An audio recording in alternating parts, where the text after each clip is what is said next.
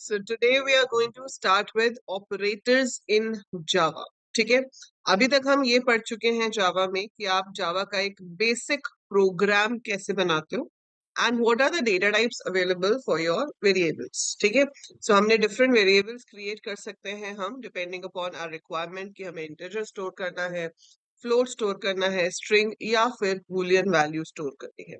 So depending upon our requirement हम choose कर सकते हैं, वेरिएबल डिक्लेयर कर सकते हैं एंड देन उसके ऊपर ऑपरेशंस परफॉर्म कर सकते हैं. तो अब ऑपरेशंस परफॉर्म करने के लिए जो सिंबल्स यूज होते हैं those are called operators, right. So operator word का मतलब ही क्या है? It is symbol used to perform operations on data. अब वो डेटा आपका कांस्टेंट वैल्यू भी हो सकती है, वेरिएबल भी हो सकती है, जो भी हो उसको टेक्निकली हम ऑपरेटर कहते हैं, राइट. सॉरी, ऑपरेंड कहते हैं. सो ऑपरेटर तो आपका सिंबल हो गया जिसके थ्रू आप ऑपरेशन परफॉर्म करोगे, और जिस वैल्यू के ऊपर आप ऑपरेशन परफॉर्म करोगे that value is said to be operand. So operators काम करते हैं ऑपरेंड के ऊपर.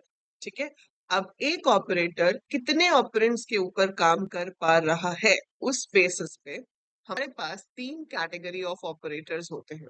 We have unary, we have binary and ternary. Few people pronounce it as tertiary, but yeah, it's ternary. So unary का मतलब है one. So एक operator अगर single value पे काम कर रहा है, it is said to be a unary operator. एक operator अगर दो values पे काम कर रहा है, it is said to be a binary operator. और अगर वही operator तीन values पे काम कर रहा है, तो it is said to be a ternary operator. ठीक है, इसके अलावा स्पेशल ऑपरेटर्स भी होते हैं जावा में जिनका अपना अपना डिफाइंड टास्क है. जैसे कि we have an operator called new which is a keyword जो कि डायनामिक मेमोरी एलोकेशन के लिए यूज होता है. और भी ऑपरेटर्स हैं हमारे पास जो हम डिफरेंट पर्पसेस के लिए यूज करते हैं, बट हम अभी इस बेसिस पे ऑपरेटर्स को क्लासिफाई कर रहे हैं कि वो कितने ऑपरेंड्स के साथ काम कर सकते हैं. और उस बेसिस पे हमारे पास यूनरी है, बाइनरी है, टर्नरी है. आपने अगर पहले सी या सी प्लस प्लस पढ़ी है, so these operators are very much similar to C and C++ only. ठीक है, बट हम यहाँ पर शुरू से बेसिक से डिस्कस कर रहे हैं. इवन इफ आपने सी सी प्लस प्लस नहीं भी पढ़ा है तो भी आप इजिली समझ पाओगे कि ये ऑपरेटर्स क्या है. सो यूनरी कैटेगरी में आपके पास आता है negation, then we have increment and we have decrement. So मेरे पास निगेशन है, इंक्रीमेंट है, डिक्रीमेंट है. बाइनरी जो दो वैल्यूज के ऊपर काम करते हैं, इसमें बहुत सारी कैटेगरीज आ जाती हैं. हमारे पास अरिथमेटिक ऑपरेटर्स हैं, हमारे पास यहाँ पर रिलेशनल ऑपरेटर्स आ जाएंगे, लॉजिकल ऑपरेटर्स आ जाएंगे, असाइनमेंट ऑपरेटर्स आ जाएंगे, और जो आखिरी कैटेगरी है वो आप इतना यूज नहीं करते हो बट स्टिल पता होना चाहिए, we have bitwise operators. And ternary में सिर्फ एक ही तरह के ऑपरेटर्स आते हैं जिन्हें कहा जाता है कंडीशनल ऑपरेटर. ठीक है, अब हम एक एक करके इन सबको डिस्कस करते हैं. सबसे पहले ले लेते हैं अपनी यूनरी कैटेगरी. यूनरी कैटेगरी में जो निगेशन का साइन है वो सिंपली आपके नंबर के साइन को चेंज करने के काम आता है ना. तो अगर मेरा नंबर पॉजिटिव है तो वो नेगेटिव बन जाएगा, नेगेटिव है तो पॉजिटिव बन जाएगा. सो अगर आपके पास कोई भी तीन वेरिएबल्स हैं, मान लो इंट ए बी सी, तो आपने ए में पुट किया 50 और फिर आपने बी में पुट किया -a, तो बी में क्या जाएगा? -50, है ना. तो इसमें 50 था, इसको प्रिंट कराऊंगी तो -50 आ जाएगा. और अगर आपने सी में -b पुट कर दिया तो माइनस माइनस वापस पॉजिटिव हो जाएगा, वो 50 हो जाएगा. सो अगर मैं अब यहाँ पर सिस्टम डॉट आउट करके ए बी सी को प्रिंट कराती हूँ तो a 50 होगा, b -50 होगा और c आपका 50 होगा. So it will change the sign. So basically negation का मतलब क्या है? जो आपके नंबर के साइन को चेंज करते हैं. So it changes the sign of the number. तो आपका जो नंबर है उसका साइन चेंज हो जाता है. अगर पॉजिटिव था तो नेगेटिव हो जाएगा, नेगेटिव था तो पॉजिटिव हो जाएगा. So we change the sign of a number. ठीक है, इट्स वेरी सिंपल. इसके बाद अगला ऑपरेटर यूनरी कैटेगरी में होता है इंक्रीमेंट। इसमें हम 2 बार प्लस का साइन लिखते हैं। ऐसे ही डिक्रीमेंट है जिसमें आप 2 बार माइनस का साइन लिखते हैं। ठीक है, अब करता क्या है ये, जैसे आपके पास एक वेरिएबल है a जिसमें आपने 10 स्टोर किया। अब मैं कहती हूँ कि इसकी वैल्यू को 1 से इंक्रीज कर दो। तो आप इसकी वैल्यू को 1 से इंक्रीज करने के लिए एक तरीका है ये कि आपने ऐसे लिखा, तो राइट हैंड साइड पहले इवेलुएट होती है, 10 प्लस 1 11 होगा। ए में ही स्टोर हो रहा है, मतलब ए की वैल्यू चेंज होकर 10 से 11 हो जाएगी। This is how it works. इसी का शॉर्ट फॉर्म है ये। अगर मैं सिर्फ a प्लस प्लस लिख देती तो उससे भी यही काम होता।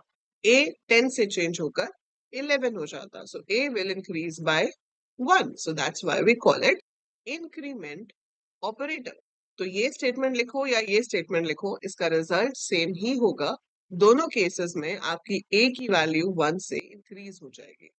अब सिंपल सी बात है ये, बट इसमें ट्विस्ट ये आता है कि आप a प्लस प्लस भी लिख सकते हो और प्लस प्लस ए भी लिख सकते हो। ठीक है, सेमी कॉलम पीछे आएगा आपका। सो आप a प्लस प्लस भी लिख सकते हो और आप प्लस प्लस ए भी लिख सकते हो। तो भाई क्या फर्क है दोनों में? कोई फर्क नहीं है अगर आपने अकेला ऐसे लिखा है जैसे अभी मैंने लिखा हुआ है, तो इसमें कोई फर्क नहीं है। अगर आप यहाँ पर एक स्टेटमेंट लिखते हो कि भाई इंट a जो है वो 10 है और उसके बाद आपने a प्लस प्लस कर दिया और उसके बाद आपने system dot out println a कर दिया, तो 11 प्रिंट हो जाएगा। अगर आपने a प्लस प्लस की जगह प्लस प्लस ए किया होता तो भी 11 प्रिंट हो जाता। ठीक है, सो कोई फर्क नहीं है when it is a stand alone statement. फर्क पड़ता है, फर्क तब पड़ता है जब ये एक स्टैंड अलोन स्टेटमेंट नहीं होती। अगर आपने यहाँ पर सीधा लिखा होता system dot out dot print L N और ब्रैकेट में a प्लस प्लस, या आपने प्लस प्लस ए लिखा होता, तो आपके पास a प्लस प्लस के केस में स्क्रीन पे वो सिर्फ 10 को प्रिंट करता, लेकिन मेमोरी में उसकी वैल्यू इंक्रीज करके 11 कर देता। जबकि अगर आपने प्लस प्लस ए लिखा होता तो पहले वो इंक्रीज होता, पहले इंक्रीज होके 11 हो जाता और फिर वो 11 प्रिंट करता। सो प्री इंक्रीमेंट का मतलब क्या है कि पहले इंक्रीज करो फिर उसके बाद उसे यूज करो। So first it is incremented and then it is used. ठीक है, और पोस्ट का मतलब क्या होता है कि पहले यूज करो और उसके बाद उसे इंक्रीज करो। ठीक है, सो पहले इस्तेमाल करें और उसके बाद उसका इंक्रीज या डिक्रीज अगर है तो वो करें। सिमिलर वे में डिक्रीमेंट ऑपरेटर होता है कि इसमें अगर आपको एक वेरिएबल की वैल्यू को डिक्रीज करना है तो चाहे आप a is equal to a minus 1 लिखो, चाहे आप a माइनस माइनस लिखो, चाहे आप माइनस माइनस a लिखो, एक ही बात है। It means the same thing, तीनों एक ही तरीके से काम करेंगे। फर्क कहाँ पड़ जाता है? फर्क पड़ जाता है जब आपने लिया a इज इक्वल टू 10, फिर आपने लिख दिया b और मैंने यहाँ b में लिखा a प्लस प्लस इंटू 5। अब अगर मैंने यहाँ पर प्रिंट कराया है a और b को, तो वो a की वैल्यू तो 11 प्रिंट करेगा, लेकिन वो b की वैल्यू अभी भी 50 ही प्रिंट करेगा। क्यों? क्योंकि इंक्रीमेंट होने से पहले वो 5 के साथ मल्टीप्लाई हो गया। तो a की वैल्यू थी 10, 10 इंटू 5 इज 50, वो b में असाइन हो गया तो b में गया 50 मेरे पास। ठीक है, और a बाद में इंक्रीज हो गया तो a इंक्रीज होके बन गया 11, लेकिन आपके पास b में क्या गया? 10 इंटू 5 50, सो b की वैल्यू 50 हुई। अगर यहाँ पर a प्लस प्लस ना होता, प्लस प्लस a होता, तो पहले a इंक्रीज होता, 11 हो जाता, 11 इंटू 5 55 होता। इन दैट केस आपके पास आंसर आता 1155। सिमिलर वे अगर माइनस माइनस होता तो सब्ट्रैक्ट हो जाता। ठीक है, so that is the difference between pre increment and post increment, या फिर pre decrement and post decrement. So अगर आपने प्लस प्लस पहले लगाया है तो पहले इंक्रीज होगा, या माइनस माइनस पहले लगाया है तो पहले डिक्रीज होगा और फिर वो बाकी के एक्सप्रेशन में यूज होगा। और अगर पीछे लगाया है तो पहले यूज हो जाएगी उसकी करंट वैल्यू, एक्सप्रेशन आपकी पूरी सॉल्व हो जाएगी, उसके बाद जाकर इंक्रीज या डिक्रीज वाला काम जो है वो हो पाएगा। Right, so this is set of unary operators we have in Java. So अब हम करेंगे कि बाइनरी ऑपरेटर्स कौन कौन से हैं और कैसे हम उनको जावा में यूज करते हैं।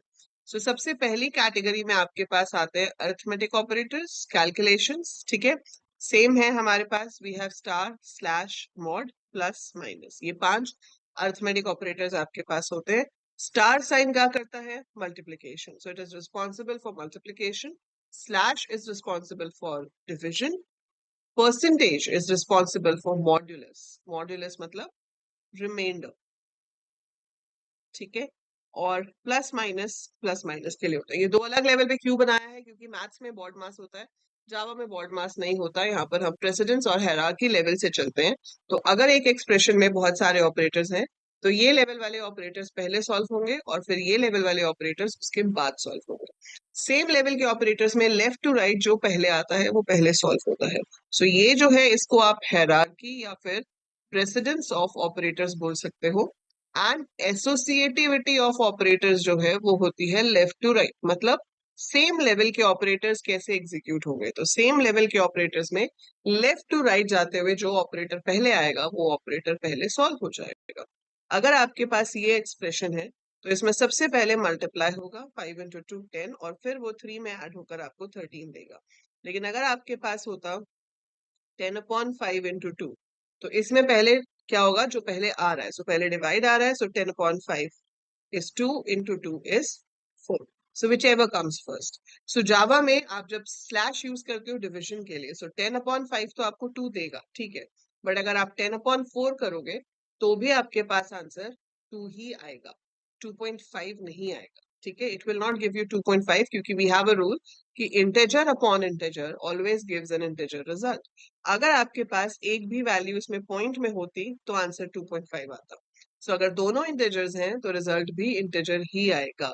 अगर एक भी वैल्यू पॉइंट में है तो ही आपका रिजल्ट पॉइंट्स में आएगा, अदरवाइज नहीं आएगा। अब ये जो केस है कि भाई सिर्फ इंटेजर डिवीजन होता है तो क्वोशंट ही आता है एक तरह से, तो फिर मतलब कुछ होना चाहिए जिससे रिमाइंडर भी आए। तो इसीलिए आपके पास वो परसेंटेज साइन है। अगर मैं 10 मॉड 5 करूंगी तो 10 तो 5 से पूरा डिविजिबल होता है, तो वो आपको देगा 0 क्योंकि 10 को 5 से डिवाइड करके कोई रिमाइंडर नहीं बचता। लेकिन अगर आप 10 को 4 से डिवाइड करोगे तो 4 2 8 और रिमाइंडर बचेगा 2।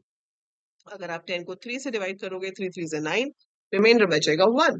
सो we will be getting a remainder if we divide the number जो कि प्रॉपर डिवाइड नहीं करता है। तो जो रिमाइंडर बचता है अगर आपको वो चाहिए तो आप परसेंटेज साइन से ला सकते हो। So percentage sign will give you that remainder. Clear? So that is your associativity left to right and precedence. कभी भी ओवरराइड करना हो तो आपके पास अपना महाबान तो है ही। महाबान क्या होता है मैथ्स में? ब्रैकेट्स। जहां आपने ब्रैकेट लगा दी तो ब्रैकेट पहले सॉल्व होगी और उसके बाद कुछ और, है ना। सो अगर मैंने यहाँ ब्रैकेट्स लगा दी तो पहले वो ऐड करेगा उसके बाद वो मल्टीप्लाई करेगा। तो ब्रैकेट्स की प्रेसिडेंस हमेशा सबसे ज्यादा होती है। और अगर एक के अंदर एक ब्रैकेट है तो inner most will be solve first, फिर उसके बाहर वाली, फिर उसके बाहर वाली, एंड सो ऑन। एक्सप्रेशन के अंदर आप सिर्फ राउंड ब्रैकेट्स यूज कर सकते हो, आप स्क्वायर या कर्ली ब्रैकेट का इस्तेमाल नहीं कर सकते। ये आप ध्यान में रखेंगे, ठीक है। सो ये आपके हो गए arithmetic operators. That is the first category of operators जिनका रिजल्ट हमेशा एक न्यूमेरिक वैल्यू होती है क्योंकि ये कैलकुलेशंस के लिए यूज होते हैं।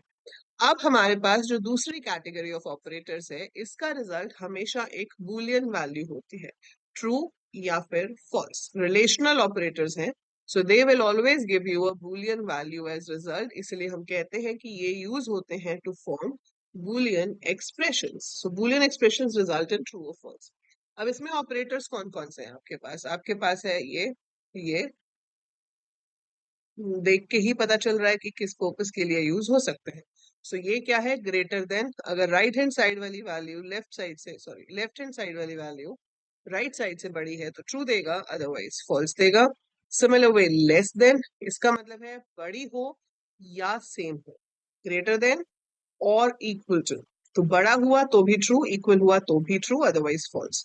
This is less than or equal to. And like other languages, C, C++, Python, Java also has this thing कि अगर आपको इक्वालिटी चेक करनी है तो आपको 2 बार इक्वल टू का साइन लिखना पड़ेगा। सो अगर हम सिंगल इक्वल टू लिखते हैं इसको हम असाइनमेंट कहते हैं। इसका मतलब है कि आप कह रहे हो कि store 5 in n। So this statement says store 5 in n। लेकिन अगर आप ये लिखते हो so it results in true और false, because it is going to check कि n में 5 है या नहीं। So it checks if n has 5 stored in it or not, right? सो ये आपको चेक करके बता रहा है कि इसके अंदर 5 है या नहीं है। अगर इसमें 5 है, इट इज ट्रू, तो वो ट्रू रिटर्न करेगा, नहीं है तो फॉल्स रिटर्न करेगा। So we have equal to and then we have not equal to. So exclamation equal to sign is not equal to. So we have greater than, we have less than, greater than equal to, less than or equal to, and then not equal to sign. ठीक है? So अगर आप यहाँ पर check करते हो not equal to 5, अगर वो 5 के इक्वल नहीं हुआ तो आपके पास जो आंसर है वो ट्रू आएगा, अदरवाइज फॉल्स आएगा। ठीक है? सो ये हो गए रिलेशनल ऑपरेटर्स। इसको हम चेक कर सकते हैं, जैसे हमें देखना हो कि भाई स्टूडेंट पास है या फेल है। तो अगर मार्क्स 40 से ज्यादा हैं तो we can say student is pass, otherwise fail.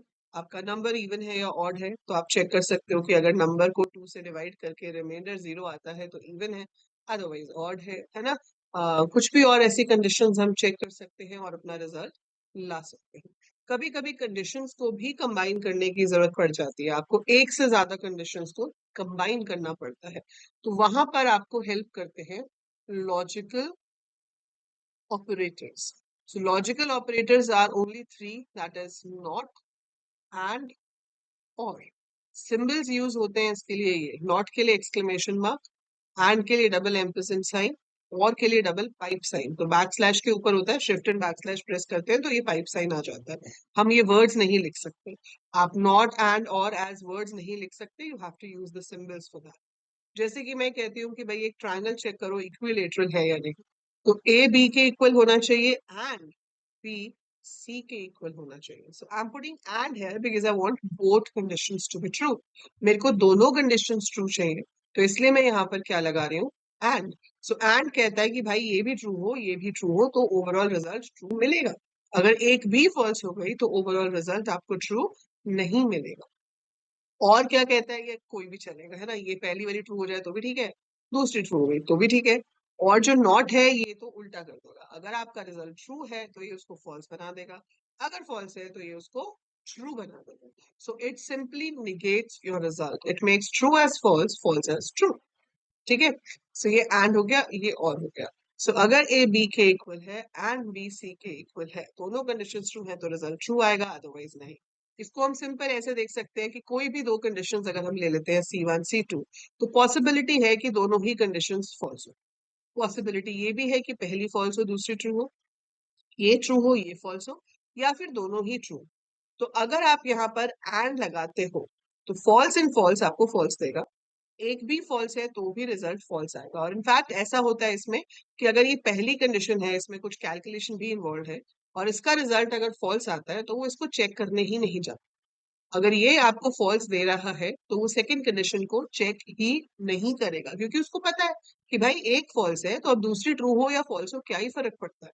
अगर पहली फॉल्स है तो second does not matter, overall result is going to be false. तो ओवरऑल रिजल्ट फॉल्स होने वाला है, वो सिर्फ इसी को इवेल्युएट करता है, फॉल्स है छोड़ देता है, आगे चेक ही नहीं। अगर ये ट्रू है तो फिर ये चेक होता है कि ये भी ट्रू है तो ओवरऑल रिजल्ट ट्रू आएगा, नहीं तो नहीं आएगा। सिमिलर वे और में अगर पहली कंडीशन ट्रू होती है तो वो सेकंड को चेक ही नहीं करता। सो पहली कंडीशन ट्रू है तो ऑब्वियस सी बात है कि पूरा रिजल्ट अब ट्रू ही होना है, क्योंकि दोनों में से कोई एक कंडीशन मुझे ट्रू चाहिए थी। सो दोनों में से कोई एक कंडीशन ट्रू चाहिए थी, पहली ट्रू मिल गई तो दूसरी को चेक करने की जरूरत ही नहीं है। So that is how Java processes the conditions. ठीक है? सो ये आपको यूज करना होता है जहां पर भी आपकी रिक्वायरमेंट होगी, जहां पर आप चेक करना चाहते हो। जैसे मैं चेक करना चाहती हूँ कि एवरेज मार्क्स जो है वो 80 से 90 के बीच में लाई करते हैं। सो 80 से 90 के बीच में लाई करने के लिए कंडीशन कुछ ऐसे रहेगी कि भाई 80 से ज्यादा होने चाहिए या 90 से कम होने चाहिए। और कहाँ पे आ जाता है, जैसे आप आइसोसेलेस ट्रायंगल चेक कर रहे हो, मुझे पता है इक्विलेटरल नहीं है, तो क्या ए बी के इक्वल है, या फिर बी सी के इक्वल है, या फिर सी ए के इक्वल है। तो ऐसी जगहों पर हम और लगा सकते हैं। लॉजिकल ऑपरेटर्स के बाद भी जो ओवरऑल रिजल्ट है वो ट्रू या फॉल्स ही आता है। सो दो कंडीशंस को कंबाइन करके आपके पास जो रिजल्ट आएगा वो फिर से ट्रू या फॉल्स होगा, और उसके अकॉर्डिंगली हम आगे का एक्शन डिसाइड कर सकते हैं। सो ये तीन लॉजिकल ऑपरेटर्स होते हैं, इनकी प्रेसिडेंस भी ऐसे ही होती है कि अगर एक एक्सप्रेशन में नॉट भी है एंड भी है और भी है, तो सबसे पहले वो नॉट को सॉल्व करेगा। जब नॉट सॉल्व हो जाएगा उसके बाद वो जहां पे भी एंड है उसको सॉल्व करेगा। जब एंड सॉल्व हो जाएगा तो उसके बाद जाकर आपका और सॉल्व होता है। और सबसे कम प्रेसिडेंस वाला ऑपरेटर जो है वो होता है असाइनमेंट ऑपरेटर। जब बाकी सब काम हो जाए, सब कुछ हो गया, सब कैलकुलेशंस हो गई, सब कंडीशन चेक हो गई, आखिरी काम जो होगा वो असाइनमेंट होता है। So assignment is single equal to sign, value is always on the right hand side, variable is always on the left hand side. तो जहां पर आपको स्टोर करना है वो चीज हमेशा लेफ्ट साइड पे आएगी, जो स्टोर करना है वो हमेशा राइट साइड पे आएगा, और इधर से वैल्यू इधर जाती है, ऑपोजिट नहीं लिख सकते। ठीक है। असाइनमेंट में कुछ स्पेशल ऑपरेटर्स आ जाते हैं, जैसे कि minus equal to, plus equal to, multiply equal to, divide equal to, mod equal to. इनका क्या मतलब है? जैसे मुझे लिखना है sum is equal to sum plus number, है ना। अब एज अ प्रोग्रामर आप थोड़ा सा सुस्त हो, आप नहीं लिखना चाहते हो ऐसे, थोड़ा काम कम करना चाहते हो, तो आप सेम स्टेटमेंट को ऐसे भी लिख सकते हो, num plus equal to number, मतलब sum plus equal to number. So if my resultant variable and one of the variable in the expression is same, ठीक है, तो resultant and one of the variable is same, तो इसको दो बार लिखने की जरूरत नहीं होती, हम इसको एक ही बार लिख के प्लस इक्वल टू नंबर कर देंगे। मतलब पहले सम में नंबर को ऐड करो, जो आए उसको वापस सम में स्टोर कर दो। A is equal to A into 10 can be written as A multiply equal to 10. तो A को 10 से मल्टीप्लाई किया, जो रिजल्ट आया वो वापस आपका A में स्टोर हो गया। ठीक है, so that's how assignment works. So ये हो गया असाइनमेंट। इसके बाद बिटवाइज ऑपरेटर्स होते हैं जो एक्चुअली में काम करते हैं binary value of data. So they work on the binary value of the data. They don't work on the actual value. अगर मैंने एक वेरिएबल में 50 स्टोर किया है तो वो 50 पे काम नहीं कर रहे हैं, वो काम कर रहे हैं उसका जो बाइनरी बन रहा है उसके ऊपर। ठीक है, so they are working on the binary value, not on the actual value. तो इसको हम अभी थोड़ा बचा के रखते हैं बिटवाइज ऑपरेटर्स को, maybe we can discuss it later. ठीक है, जब हम कुछ ऐसा प्रोजेक्ट करेंगे या जब हम कुछ ऐसा काम करेंगे। सो बिटवाइज ऑपरेटर्स में जो भी ऑपरेशन आप परफॉर्म कर रहे होगे वो ऑपरेशन आपकी एक्चुअल वैल्यू पे नहीं होगा, वो बाइनरी वैल्यू पे होगा। सो 50 का जो बाइनरी बनता होगा उसके ऊपर वो काम करेगा, लाइक 32 प्लस 16 प्लस 2 बनेगा ना, 32 16 8 4 2 1। सो मे बी दिस इज 50। सो आप जो भी काम करोगे वो अब इसके ऊपर काम होगा। इसमें क्या होते हैं, we have this tilde sign, इसका पर्पस है कॉम्प्लीमेंट। ये 1 को 0 और 0 को 1 बना देता है। Then you have and sign अकेला, इसमें दो वैल्यूज होनी चाहिए, तो same 0 is like false, 1 is like true. तो 0 0 है तो आपके पास 0 आएगा, 0 1 है तो भी 0 आएगा, 1 0 है तो भी 0 आएगा, 1 1 है तो 1 आएगा। That is the end result. ऐसे ही और सिंगल पाइप होगा, इसमें क्या होगा, दोनों जगह 1 है तो कोई भी एक जगह 1 हो तो 1 आ जाएगा। फिर एक जोर होता है, जोर इज लाइक एक्सक्लूसिव और, कि दोनों में से कोई एक ही 1 होना चाहिए, तो रिजल्ट 1 आएगा, अदरवाइज 0 आएगा। तो जब आप यहाँ पर ए एंड बी लिखते हो तो वो ए को पहले बाइनरी में कन्वर्ट करेगा, बी को बाइनरी में कन्वर्ट करेगा, फिर उनकी बाइनरीज के ऊपर ये ऑपरेशन परफॉर्म होगा, फिर जो नया बाइनरी बनेगा अकॉर्डिंगली उसमें वैल्यू। सो अभी इन चीजों पे आपको कुछ करना नहीं है, so you don't have to do anything as such. आप कोई प्रोग्राम नहीं बना रहे होगे इस पे, पर हाँ अभी के लिए पता होना चाहिए कि बिटवाइज ऑपरेटर्स होते हैं, हर लैंग्वेज में होते हैं, पाइथन में भी है, सी में भी है, सी प्लस प्लस में भी है, जावा में भी है। ठीक है, and we have these operators, this is shifting operators. So अगर आपको वैल्यूज को सिर्फ शिफ्ट कराना है टुवर्ड्स राइट और towards left, so you use shifting operators, as the sign says, this is your right shift, this is your left shift. So if this a is 50 और मैं a को ऐसे shift कर देती हूँ तो ये वाली जो बिट है राइट मोस्ट ये डिस्कार्ड हो जाएगी, मेरे पास बच जाएगा 0 0 0 1 1 0 0 1 which is actually 25। और अगर आप दूसरी तरफ शिफ्ट करते हैं तो 100 बन जाता है। सो ये चीज हमेशा याद रखना कि अगर आप एक वैल्यू को, इंटेजर वैल्यू को टॉकिंग अबाउट, अगर हम इंटेजर वैल्यू को 1 बिट टुवर्ड्स राइट शिफ्ट करते हैं, इट इज डिवाइडेड बाय 2, क्योंकि एक प्लेस वैल्यू कम हो जाती है। और जब आप उसे लेफ्ट साइड पे शिफ्ट करते हो 1 बिट, तो वो 2 से मल्टीप्लाई हो जाता है। ठीक है, सो this is a quick division और मल्टीप्लिकेशन मेथड अगर हमें 2 से मल्टीप्लाई और डिवाइड करना है। सो ये मल्टीप्लिकेशन और डिविजन से काफी फास्ट एक्ट करता है क्योंकि ये शिफ्ट ऑपरेशन है। सो ये ऑपरेशंस होते हैं, बिलीव मी पूरी जावा पढ़ने में, ऑब्जेक्ट ओरिएंटेड प्रोग्रामिंग पढ़ने में इसका इस्तेमाल आप कहीं नहीं करोगे। ठीक है, बट आपको पता होना चाहिए कि हाँ जावा में बिट वाइज ऑपरेटर्स जैसी चीज भी एग्जिस्ट करती है। सो ये सारे हमारे हो गए बाइनरी ऑपरेटर्स, क्योंकि ये सब दो वैल्यूज के ऊपर काम कर रहे हैं, एक्सेप्ट आपका ये कॉम्प्लीमेंट जो सिंगल वैल्यू का कॉम्प्लीमेंट करेगा, but otherwise all operators are working on two values. So these are called binary operators in different categories which can be used in Java. So now we are left with our last operator as of now, that is ternary operator, जो तीन values पे काम करता है. So ternary operator is also called as conditional operator. इसका syntax है कि आप यहाँ एक वेरिएबल लिखिए, फिर इक्वल टू लगाइए, फिर एक कंडीशन दीजिए, फिर लगाइए क्वेश्चन मार्क. इसको हम इस सिंबल से डिनोट करते हैं. यहाँ पर हम लिखेंगे वैल्यू 1 कोलन वैल्यू 2. अब ये जो कंडीशन हमने यहाँ पर दी है, ये या तो हो सकती है ट्रू या ये हो सकती है फॉल्स. सो अगर ये हुई ट्रू तो आपके वेरिएबल में वैल्यू 1 असाइन हो जाएगी. So variable will get your value 1. और अगर ये होती है फॉल्स तो वेरिएबल में चली जाएगी value 2. So one of the two values will go in your variable, या तो फर्स्ट वाली या फिर सेकेंड वाली, और वो टोटली डिपेंड करेगा कंडीशन के ऊपर. तो कंडीशन अगर ट्रू है तो फर्स्ट वाली वैल्यू, फॉल्स है तो दूसरी वाली वैल्यू. सो एक प्रोग्राम बना के देख लेते हैं. हमें बताना है स्टूडेंट का रिजल्ट. ठीक है, स्टूडेंट का रिजल्ट हमें बताना है. तो हम क्या कर सकते हैं, हम यहाँ पर ले लेंगे कि अपना वही पूरा क्लास रिजल्ट लाइक दिस, फिर इसके अंदर public static void main string args, और यहाँ पर मान लो आपने लिया है int marks is equal to 50, और फिर मैंने यहाँ पर ले लिया स्ट्रिंग रिजल्ट, और यहाँ लिखा result is equal to marks greater than equal to 40. अगर है सो पास, और अगर नहीं है तो फेल. ठीक है, सो अगर है तो पास, अगर नहीं है तो फेल. सो अगर ये कंडीशन चेक होगी और ये आपको ट्रू देता है तो पास स्टोर हो जाएगा रिजल्ट में, और अगर ये फॉल्स देता है तो फेल स्टोर हो जाएगा रिजल्ट में, जिसको आप यहाँ पर प्रिंट करा सकते हो.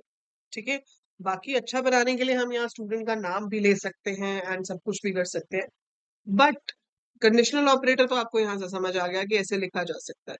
But won't it be more meaningful and more useful अगर मैं पूछ सकूं enter the name of the student, enter the marks of the student. That means हमें उसके लिए क्या चाहिए, हमें उसके लिए चाहिए यूजर इनपुट. तो नेक्स्ट हम जो देखेंगे वो ये होगा कि आप यूजर से इनपुट कैसे लेते हो. अब यूजर से इनपुट लेना उतना सिंपल नहीं है जैसे कि C++ या पाइथन में होता है. थोड़ा सा लंबा काम है, बट नेवर माइंड. सो हम एक्चुअली में जावा में जो इनपुट है वो कैरेक्टर यूजर इंटरफेस से लेंगे ऐसा जरूरी नहीं है. आगे जाके आप ग्राफिकल यूजर इंटरफेस करोगे तो वहाँ मेथड ही चेंज हो जाएगा. सो दैट्स वाई इसके इनपुट लेने के तरीके अलग अलग हैं, but never mind, you will be learning it. और इतना भी मुश्किल नहीं है. ठीक है, बस थोड़ा सा लेंदी है. सो किसी भी प्रोग्राम के लिए बहुत ही इंपॉर्टेंट होता है इनपुट, प्रोसेस, आउटपुट. तो हमने ये तो देख लिया कि प्रोसेस कैसे करेंगे, हम आउटपुट भी देख लिया कैसे शो करेंगे, बट यूजर से इनपुट लेने का क्या मेथड है, that we will be doing next after the operators.